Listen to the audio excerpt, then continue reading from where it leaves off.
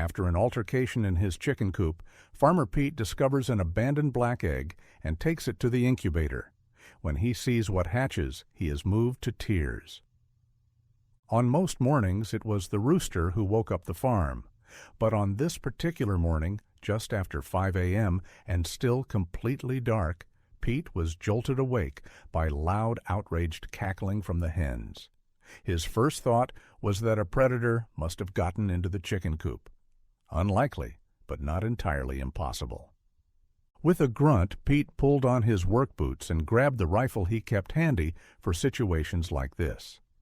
By the time he got down to the coop, the hens were still loudly milling around, a clear sign that something had upset them.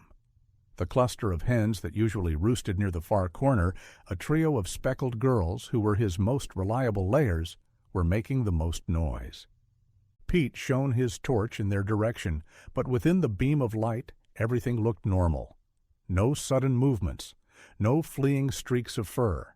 That didn't mean nothing was there. A fox or stray dog might be lying low on the other side of the fence, waiting for him to turn his back and return to the house. He was tempted to fire a warning shot, something to scare off the average chicken thief, but hesitated. There were human thieves, too, and while he had every right to protect his property, he didn't like the idea of wasting hours in court just because he hadn't taken a proper look. So Pete did the next best thing. He raised his voice and bellowed, "Is there anybody out there?" Silence. Even the hens quieted. Pete pushed the beam of light further, hoping to spot whatever had disturbed the flock so badly. Suddenly, there was a violent rustling and what could only be described as an animal's cry of pain. Pete ran, hoping to save the poor chicken that had been snatched.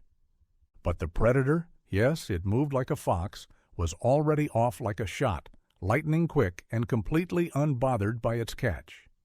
Pete fired his rifle, aiming at the spot where he'd seen movement. The shot missed. No cry, no fall. He fired again, not with much hope of hitting that fast, nearly invisible creature, but just to vent his frustration at being outwitted. The hens squawked loudly in response, no doubt in complete agreement with his rage. And even that lazy rooster put in a word this time. Pete glanced at his watch. 6:30. A pale glow on the horizon hinted that the sun would rise soon enough. He swept the torchlight through the hen house one more time, just to make sure he hadn't missed anything, then headed inside to get dressed for the day. But when he returned to the hen house, Pete would be met by a shocking mystery. By early morning light, the hen house had settled back into a semblance of normalcy. He did a quick head count of the feathered ladies in his flock and came up too short. That was not a good sign. But then he made a surprising discovery. 2 of the younger hens had, in fact, pulled a Houdini on him and were happily pecking in the tall grass outside the enclosure. They looked perfectly fine, which meant no one was actually missing, but it also meant he had repairs to make to the fencing. After luring the 2 runaway hens back inside with a generous handful of feed, Pete started gathering eggs. That's when he made an even more troubling discovery. In the far corner of the enclosure, right where all the commotion had taken place earlier, he found something strange. The egg was slightly larger than normal, but that wasn't what caught his attention. Unlike any other egg in the coop, this one was black. It was the first time Pete had ever seen anything like it, and he wasn't new to farming, not even close. Pete had bought the farm 15 years ago after spending 3 years as assistant manager to his uncle. It had been a good apprenticeship. His uncle had a lot of old-school knowledge. Pete had originally planned to focus on growing vegetables. But one day a neighbor asked if he was interested in taking on a few chickens. Why not, thought Pete. At the very least, he'd never have to buy eggs again. And that was how he became the proud owner of 3 basic Sussex hens and their plucky little rooster. Over time, he added a few more breeds to his flock for variety, including a couple of regal Brahma hens, and his favorites, the showy red stars. Soon he was selling his eggs at the local farmers market and even to a few small grocers. Pete quickly discovered that each hen had her own personality, and what began as a simple chore became a quiet pleasure. He loved how they came scampering when he called, how their friendships and alliances grew. But the best part of all was raising his own chicks from the egg. After more than 10 years of raising and breeding chickens, Pete had learned a thing or two about his feathered companions. His first concern at the sight of that strange black egg was whether one of his hens might be sick. But none of them showed any signs of illness. Judging by how quickly they devoured their morning feed, everyone had a healthy appetite. They clustered near the chicken run gate and eagerly pecked around once led into the special area. Pete had heard there were some breeds that laid dark brown eggs, but none of his chickens were Marans, or had any Maran blood as far as he knew. Aside from the color, the egg felt normal. It was warm to the touch. That's when Pete made a decision he'd never made before. He would take the black egg to the incubator and see what happened. Worst case, it wouldn't hatch. The black egg wasn't the only one Pete took to the incubating shed. He usually picked the largest, healthiest-looking eggs, but hatching was still a bit of a hit-or-miss process. This black egg was a mystery, and Pete was intrigued. To check his eggs, Pete used a method called candling, which helps determine whether an egg is fertile and capable of hatching a healthy chick. It involved shining a light into the egg to see inside. Pete was eager to see if this tried-and-true method would tell him anything about the black egg. But there was a problem. The egg was simply too dark for a standard candling light to work. Still, Pete wasn't ready to give up.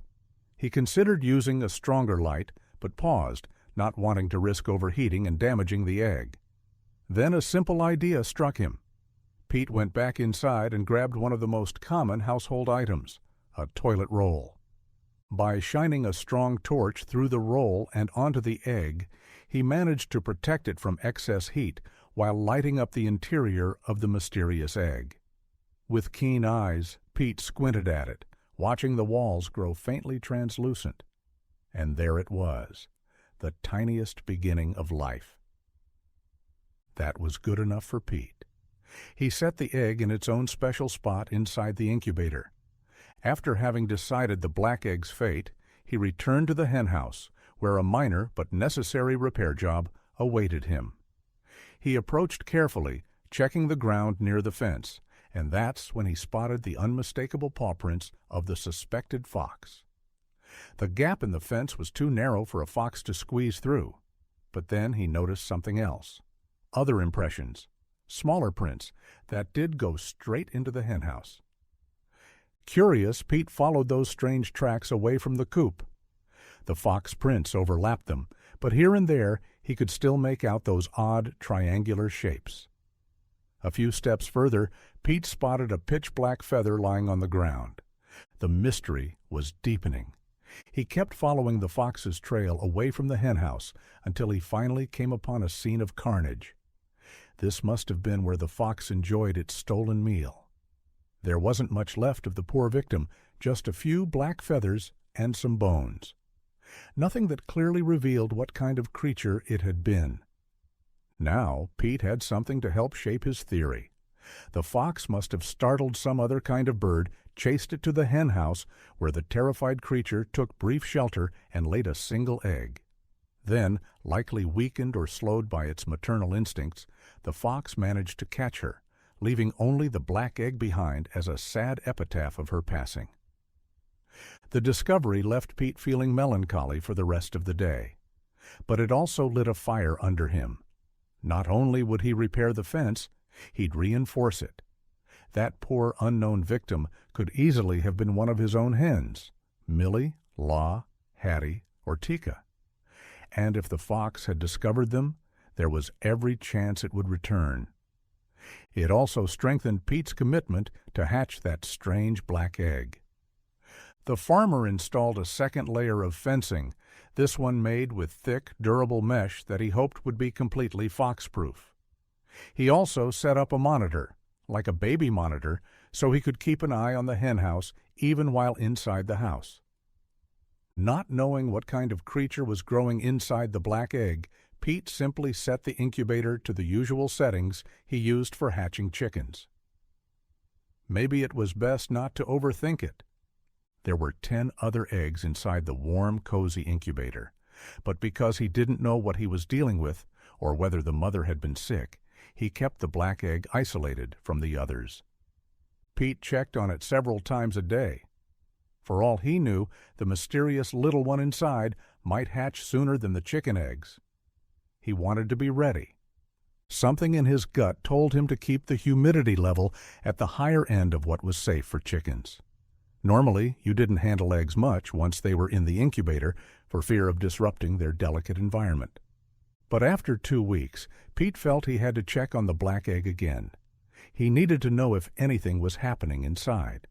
Had it survived the strange circumstances of its creation? Was the incubator enough to support its development? These were the questions Pete hoped to answer as he gently picked up the black egg using gloved hands. As before, he used his makeshift setup, a torch paired with a toilet roll, to shield the egg from heat while letting the light shine through. Holding the black egg up, Pete looked at it with a mix of curiosity and concern. It seemed even darker now. Maybe there was nothing inside, he thought, a cloud of doubt settling over him. But then the light touched just the right spot, and the egg's wall turned translucent once more. There it was, the delicate, half-formed embryo of the black egg's mysterious occupant. Pete felt a wave of reassurance. It had grown. It was still developing. There was still hope it might hatch. A few days later, Pete adjusted the incubator settings, raising the temperature slightly and tweaking the humidity. These changes were important. They served as a signal to the chicks that it would soon be time to hatch. Eagerly anticipating his new brood, Pete spent more time in the incubator shed. And then, finally, he was rewarded. A crack appeared on the surface of one of the chicken eggs. A tiny beak pushed through. For Pete, this was always one of the most magical parts of raising chickens, that moment when a newborn chick pecked and struggled its way out of the shell. They were soft and fluffy, just like those chicks in Easter commercials. Once hatched, Pete moved each chick to a brooder pen. There, they could enjoy a warm, safe environment while exploring and feeding on their own. By day 21, the last chick had hatched. Now only the black egg remained inside the incubator. Pete's doubts crept back in. Had he ruined its chances by removing it from the incubator that second time? What if the chick inside was deformed or too weak to break through? Day after day, Pete continued to check on the black egg. He had hoped it would thrive under the same conditions used for chickens, but now he was starting to worry. Maybe he had made a mistake. Pete wasn't sure what to do. Should he leave the black egg in the incubator, or was it already beyond saving? After some soul-searching, Pete made a careful decision. He slightly raised both the temperature and humidity levels. It was a small adjustment, but he hoped it would make a difference. From that point on, he began checking the black egg every 2 hours. Then one morning, just as he was about to step away again, the black egg moved, all by itself. Pete stared. Was this it? Was this the moment he'd been waiting for? He held back, watching as the black egg gave a little wobble. Then a tiny crack formed.